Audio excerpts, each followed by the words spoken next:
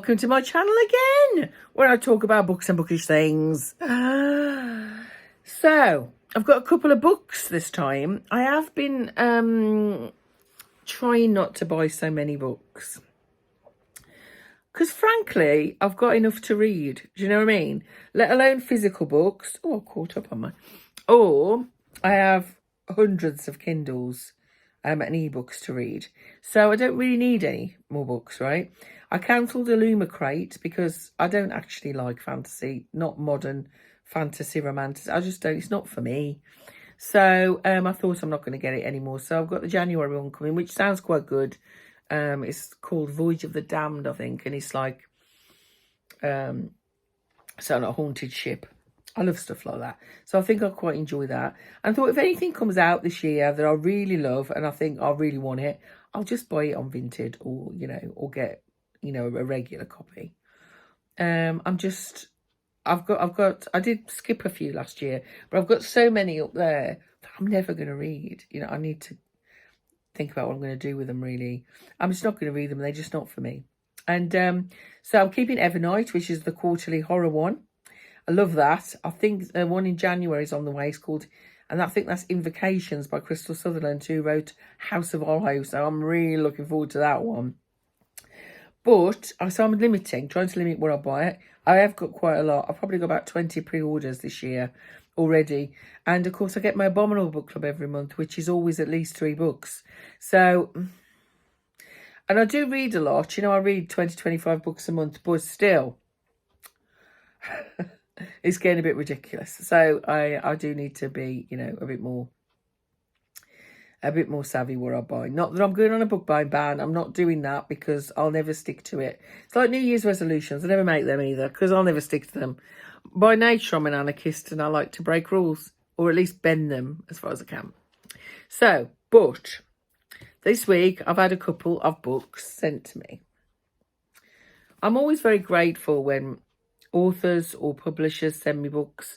I'd never expect it. I am incredibly grateful when they do because I am really happy with an e-arc. I love my Kindle. So when I get a physical book, I'm always incredibly grateful. And usually if I arc read a book by an author or a beta read, if I really love the book, then I'll buy a physical copy of it. Because, you know, sending books costs money. Not so much publishers have a budget for it, but indie authors certainly don't. So the first one that came this week was from an indie author called Paul O'Neill, called Mother Death. It's got a lovely, he signed it for me, which is really kind of him. I'll read you what it says. Dottie Matheson is a selfish mother who has been granted the supernatural power to resurrect her son, Harold, whenever he dies. He uses this ability to shock audiences around Scotland by killing himself on stage over and over again, attracting fame and fortune. As his circus nightmare act takes the world by storm, his adoration attracts a demon who wishes to use Harold's power to re-enter the world. Will they stop the demon on time? Will Dottie redeem her selfish ways before it's too late? Described by readers as a chiller horror novel with the pace and action of a thriller, Mother Death is a gritty, dark exploration of death, magic and redemption set in fictional small towns of Fife, Scotland. Sounds good, doesn't it? Thank you so much, Paul, for the copy. I really appreciate it. He's obviously a Scottish author. So, yeah, I will be reading that in my February TBR and I'll let you know who it is, but looking forward to it. Sounds fabulous. Sounds on my alley, to be fair. And then yesterday I had a completed arc from Titan. What Kind of Mother by Clay McLeod Chapman. Sorry, Clay. Clay wrote Ghost Eaters, which is a fantastic horror, almost surreal, psychedelic horror that's brilliant about fungus. It's really quite disturbing. He has a wonderful way, this writer, of writing things that are kind of a bit of a puzzle that you have to put together. And sometimes, so you think you know what's going on and it doesn't. And the writing is really quite surreal, I find. I really enjoy him. So, but he is quite divisive within horror. You either love him or you hate him, basically. So this one says, after striking out on her own as a teen mother, Maddie Price is forced to return to her hometown of Brandywine, Virginia, great name, with her 17-year-old daughter. With nothing to her name, she scrapes together a living as a palm reader at the local farmer's market. It's at the market that she reconnects with her high school boyfriend, Henry McCabe, now a reclusive local fisherman whose infant son Skylar went missing 5 years ago. Everyone in town is sure Skylar is dead, but when Maddie reads Henry's palm, she's haunted by strange and disturbing visions that suggest otherwise. As she follows the thread of these visions, Maddie discovers a terrifying monster waiting at the centre of the labyrinth, and it's coming for everyone she holds dear.